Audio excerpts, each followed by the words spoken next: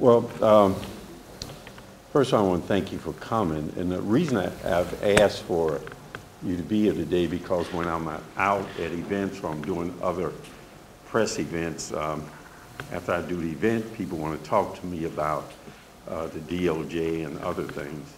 And so what I say to people is that I won't do it then, but I will have a time when I can speak to everybody. So everybody hears the same thing at the same time. And it's usually in three areas that people ask me about. One is about the DOJ, its findings. The other one is about whether or not there's systemic failure in the Division of Police. And then third is about the demonstrations that have occurred and their demands. Now, in the first one, in terms of DOJ, I know I do, and we as a city really think this is a great opportunity. So we're not at all adverse to the Department of Justice coming in and reviewing the Division of Police. As a matter of fact, I and several other people have asked them to come in shortly after the East Cleveland shooting.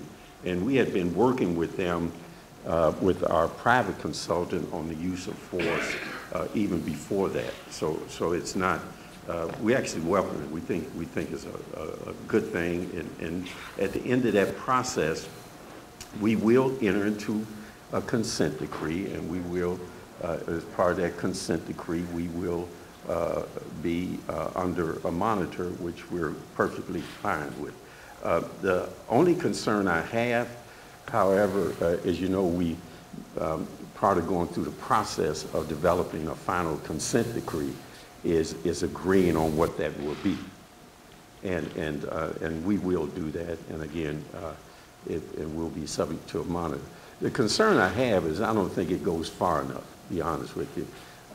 It's more, to me, there are problems in the Division of Police that we need to address, but there are also problems external to the Division of Police that really has a great impact on how things happen internally. And I had asked before, and I continue to say that I just don't think the Department of Justice and looking just at the Division of Police is going far enough. The second thing, again, is about whether or not there's systemic failure in the Division of Police. Those of you who have talked to me about that, I continue to say there is not systemic failure. There are problems with our system.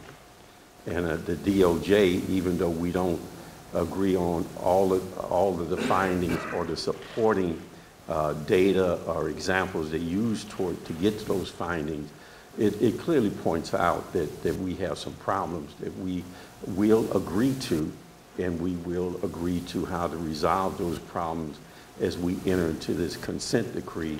And the good thing about the monitor is the monitor will take away the whole thing about, well, I was here 10 years ago and you didn't do it. Well, now we'll have a monitor to ensure that it is fully executed and implemented.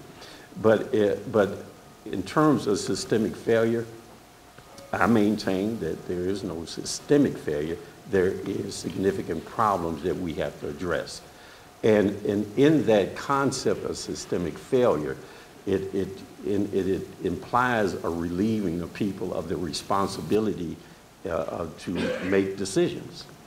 And I believe that individuals make decisions in the Division of Police and throughout the city, and they should be held accountable for those decisions if, in fact, those decisions are not done according to training, process, and procedures, general police order. So do we have problems? Yes. Do we have systemic failure? No. Do we demand that people be held accountable? Yes. Individuals should be held accountable for what they do. And then finally, in terms of the demonstrators, I really want to commend the demonstrators. Really, they've impressed me. They're young, but they've impressed me on the way in which they've conducted their demonstrations and the sincerity of their demonstrations. As I say, they're young, so they see things in black and white, and whereas we in organizations, as you probably know, we are sometimes we have a little cloud on those, and it's not so black and white to us because there's process and procedures we have to go through.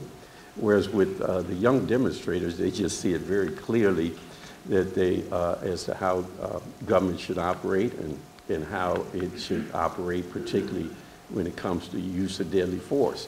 And I really commend them by staying focused on that.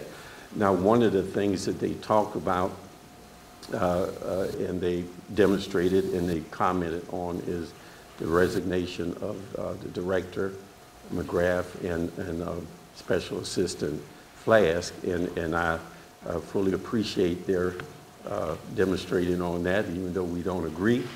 But at the end of the day, they have not lost sight of the substance and the sincerity of their demonstration. And that is that they have a concern about the use of force, particularly deadly force, and whether or not there's accountability in that. And I respect that, and I respect their sincerity in that, and also the way in which they've conducted themselves in doing their demonstration.